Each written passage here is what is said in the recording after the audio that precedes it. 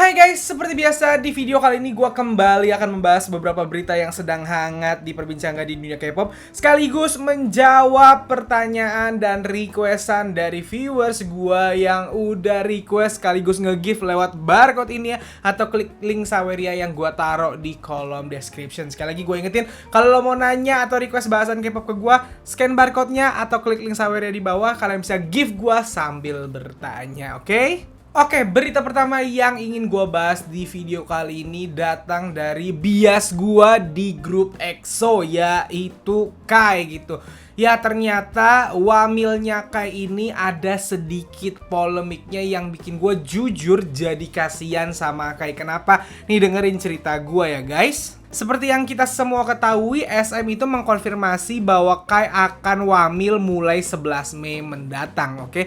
Tiba-tiba banget berita itu muncul. Masalahnya kenapa ini terasa sangat mengejutkan? Masalahnya semua EXO-L pun tahu, gua pun yang bukan EXO-L tahu kalau EXO itu udah bilang bahwa mereka akan comeback sebagai grup dengan OT8. Kita tahu mereka udah lama banget gak comeback berdelapan karena masing-masing membernya wamil gitu. Jadi tahun ini untuk pertama kalinya mereka mau comeback OT8 lagi setelah bertahun-tahun. Dan ya mereka sekarang lagi mempersiapkan album comebacknya itu, termasuk kayak akan ikut untuk comeback OT8 gitu. Tapi tiba-tiba malah sekarang dia harus wamil. Diumuminnya H- seminggu sebelum dia wamil gitu. Kan pasti mengejutkan banyak orang gitu. Gua kira kayaknya tahu, tapi sepertinya kayaknya nggak tahu guys. Nih di keterangannya SM Entertainment, SM bilang Kai sedang mempersiapkan comeback EXO yang dijadwalkan tahun ini, tetapi karena perubahan baru-baru ini dalam aturan administrasi tenaga militer, ia memasuki pusat pelatihan Angkatan Darat pada 11 Mei dan menerima pelatihan dasar militer sebelum bertugas sebagai pengganti pelayanan sosial. Sih, kalau kalian lihat keterangannya SM tersebut, dijelaskan bahwa kata SM, Kai tiba-tiba harus wamil sekarang karena ada perubahan administrasi tenaga kerja militer gitu. Itu alasannya gitu, karena ada perubahan aturan dari militer, Kai terpaksa harus segera wamil. Nah, permasalahannya adalah ternyata keterangan dari SM itu dianggap bohong sama Kanets karena tiba-tiba pihak militernya mengcounter balik keterangan dari SM Entertainment tersebut. Kata pihak militernya gini, bagi orang-orang yang diwajibkan menjalani wamil dalam kurun waktu 2 tahun dapat mengajukan 5 kali penundaan. Peraturan itu dapat digunakan siapa saja, baik artis maupun non-artis. Dari beberapa alasan penundaan,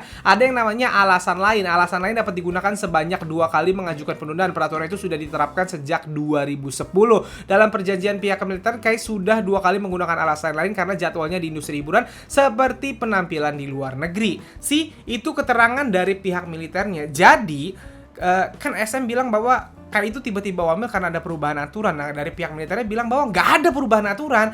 Yang sebenarnya terjadi adalah pihaknya Kai, dalam artian ini agensi, itu sudah menunda wamilnya Kai. Ternyata jadi gini, sistemnya di Korea itu kalau wamil nanti dapat surat panggilan tuh. Misalnya gue nih, gue di umur 27-28 udah. Terakhir wamil itu umur 28 internasional ya guys, umur 30 kalau di Korea, di internasional usia 28. Nah, misalnya gue udah di usia 27-28, gue akan dapat surat panggilan wamil nih dari militer gitu. Dan gue boleh menunda itu sampai ujung-ujung umur 28. Pokoknya batas ujungnya umur 28 gitu. Boleh nunda sampai 5 kali gitu. 5 kali itu 3 kali penundaan, 2 kali alasan lain gitu. Nah, ternyata menurut pihak militer, pihaknya kayak atau agensi ini sudah menunda penundaan wamilnya Kai itu udah 5 kali. Jadi yang sekarang udah nggak boleh ditunda dan Kai udah harus berangkat. Nah, masalahnya tadi malam itu Kai itu live di Instagram dan dia nangis. Yang mesti kalian paham adalah Kai itu cerita di situ dia bukan nangis karena harus wamil. Kai itu tahu tahun ini memang dia harus wamil dan dia udah siap untuk itu. Cuman yang Kai tahu dia itu hamilnya di akhir tahun. Makanya dia mau comeback dulu sama EXO, dia mau ngasih mau ngasih persembahan terakhir dulu untuk EXO-L sebelum dia wamil gitu. Tiba-tiba sekarang harus wamil, nggak bisa ditunda lagi. Itu yang bikin Kai nangis gitu, karena ya gue pengen comeback dulu, pengen ngasih ini, gue tahu gue bakal wamil tapi di akhir tahun taunya gitu. Nah, itu yang bikin sedih banyak orang. Gue pun ngeliat, gue nggak nonton langsung live-nya, gue nonton cuplikannya di TikTok dan gue juga sedih gitu karena kayak memang nangis. Dan gue tahu tuh, kata gue, ya gimana sih orang akhirnya bisa comeback OT8 sama grup gue, mau ngasih perpisahan dulu nih yang layak buat para fans gue. tiba-tiba nggak jadi semuanya harus wamil gitu. Itu yang bikin gue sedih gitu. Dan Kanets pun banyak yang akhirnya nyemprot SM Entertainment-nya, marah ke SM Entertainment-nya gitu. Tapi berita terbarunya katanya Kai akan menjalankan atau mengadakan fan meeting gratis terhadap fans-fansnya di Korea. Dan itu juga katanya ya guys, itu karena kayaknya yang udah ngomong ke SM-nya langsung gitu. Dan ya ini sekali lagi ini jadi polemik yang mengagetkan, dan jujur gue cukup ikut sedih lah bahasanya mendengar ini gitu. Karena ya gue tahu perasaan, bayangin sih lu udah punya rencana jejak tiba-tiba batal aja gitu. Nah yang menarik lagi adalah seperti yang gue bilang tadi, si Kai ini kayaknya nggak tahu kalau dia udah ditunda 5 kali gitu. Kayaknya ada yang bilang sama gue, salah satu adalah fans juga yang bilang bahwa kalau artis itu biasanya surat wamilnya itu dikirimnya ke agensinya gitu kan, karena dia punya jadwal kan, yang nentuin jadwal si artis ini kan agensi, dikirim ke agensinya. Jadi nanti untuk soal wamil itu didiskusin agensi sama artisnya gitu. Nah kayaknya ya SM itu nunda jadwalnya Kai tanpa sepengetahuan Kai gitu, atau mungkin taunya cuma di 2-3 kali penundaan bukan 5 kali gitu, dan sekarang tiba-tiba harus wamil, kayaknya kaget gitu. Jadi buat gue sih, ya gue tahu ini bukan cuman kalau Kai-nya aja sampai kaget, apalagi EXO-L-nya kan gitu. Jadi gue tahu lah kalau EXO-L sekarang sedih banget, ya gue tahu gue ikut berduka lah sama kalian gitu. Harapan gue sih Kai kuat jalanin wamilnya, karena pasti dia kena mental nih sekarang gitu. Semoga kuat gitu menjalani wamilnya. By the way, Kai itu wamilnya nggak jadi tentara ya, tapi pelayanan sosial, karena Kai itu punya cedera di pinggang sama kakinya kalau gue nggak salah, cedera yang cukup berat. Jadi dia memang wamilnya pelayanan sosial gitu. Jadi itu aja sih. Sekali lagi EXO-L, semangat ya EXO-L, silahkan didukung Kai-nya sebelum dia pergi wamil. Selanjutnya berita yang ingin gue bahas datang dari Ultimate Bias gue, the biggest girl group in the world, yang lagi-lagi bikin bangga karena Korean Air luncurkan pesawat bertema Blackpink sebagai bagian dari World Expo 2030 for Busan. Ya jujur ini sangat mengejutkan gue karena ini diumumkan langsung oleh Perdana Menterinya Korea, dan kalian bisa lihat tuh fotonya bahwa ya foto keempat member Blackpink itu ada di badan pesawat Korean Air. Korean Air itu kalau di Indonesia kayak Garuda Indonesia, maskapai resmi negaranya gitu, maskapai official dari negaranya gitu. Dan ini untuk World Expo-nya Busan 2030. Kita tahu sebelum Blackpink ini yang udah dijadiin ambasador untuk World Expo 2030 Busan itu adalah BTS gitu. Dan sekarang mereka kerjasama juga sama Blackpink. Ini apa bahasanya ya?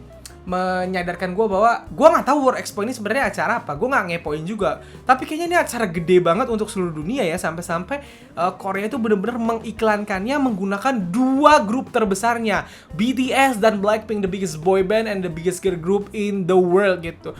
Kalau kalian main TikTok kalian pasti tahu ada video viral kemarin Presiden Korea ngomong, maybe you don't know who I am gitu. Maksudnya mungkin kalian nggak tahu siapa aku, tapi mungkin kalian tahu BTS atau Blackpink gitu. Maksud gue presiden aja mengakui BTS dan Blackpink gitu. Dan sekarang mereka menggunakan BTS dan Blackpink atau bekerja sama dengan BTS dan Blackpink untuk mempromosikan acara ini, acara World Expo Busan. Gue nggak tahu tuh World Expo Busan tuh bakal kayak gimana. Tapi ini salah satu yang bikin gue lega karena World Expo Busan ini menggunakan atau memakai jasanya BTS dan Blackpink sampai 2030 kan. It means berarti BTS dan Blackpink akan ada sampai 2030.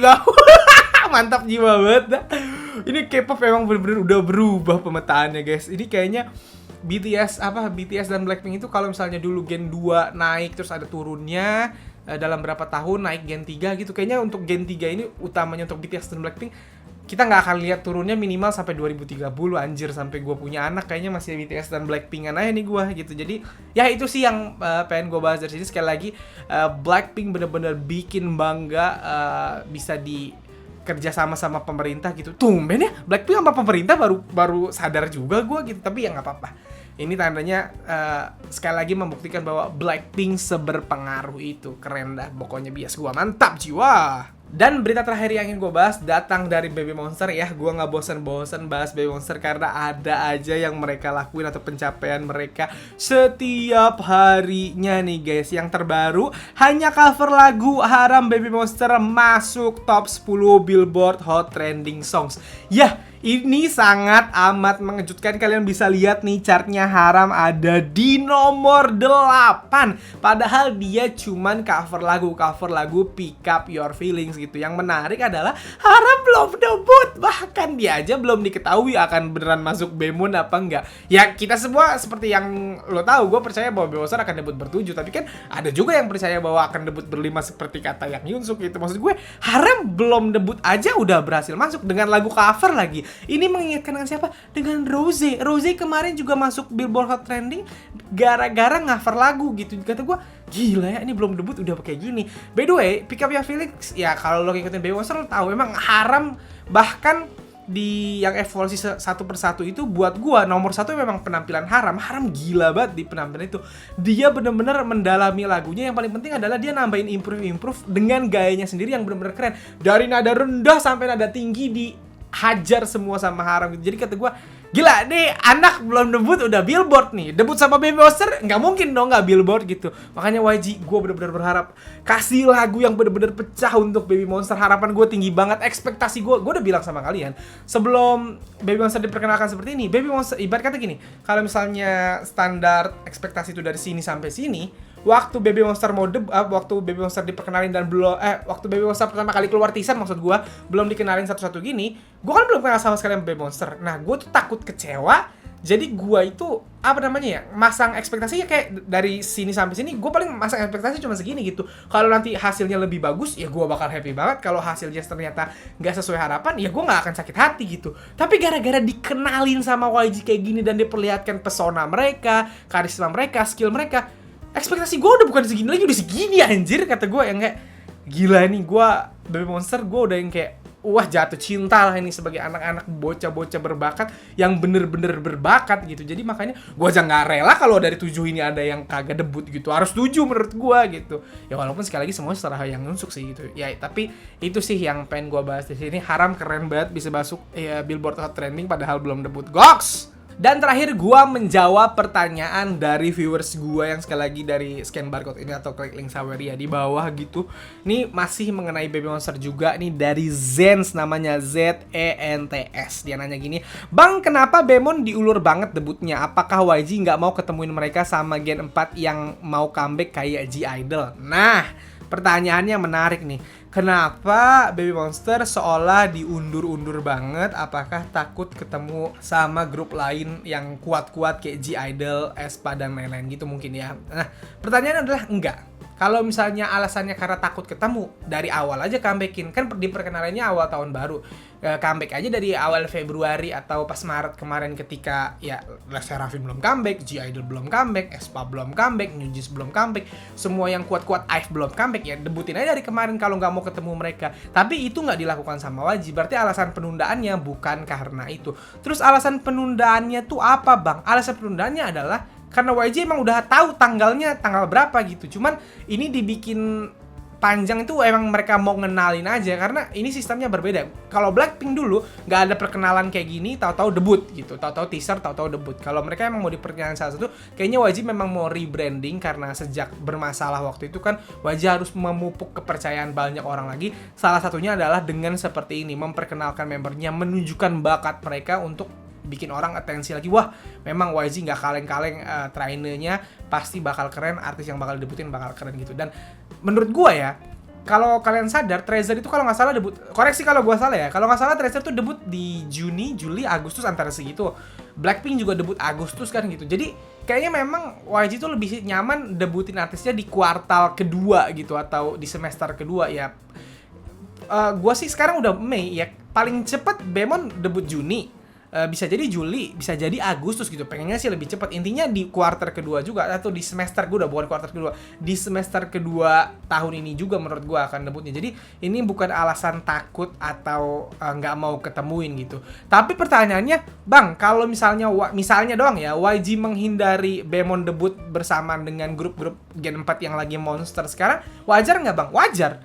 Karena kalau misalnya bukan takut ya, kalau takut tuh kayak seolah-olah kita ngeremehin, tapi lebih kayak kalau lo mau debutin dan pecah sepecah-pecahnya, pengen dapet atensi dari masyarakat Korea dan juga seluruh dunia, alangkah baiknya lo memilih tanggal yang jangan jangan lu adu sama grup yang lu tahu kalau comeback dia akan nyerap atensi gitu. Kayak misalnya barengan sama G-Idol. G-Idol tahun kemarin 2 kali perfect all kill kan dengan Tomboy dan juga Nut. Comebacknya kali ini sangat diantisipasi. Gue yakin masyarakat Korea akan tersedot perhatiannya, masyarakat dunia juga akan tersedot perhatiannya sama G-Idol gitu. New Jeans kita tahu comeback selalu, kayak IVE kemarin juga wow gitu. Les Sserafim nih, kan kemarin IVE wow sampai perfect all kill. Les Sserafim sekarang lagi comeback dan menyita perhatian banyak orang.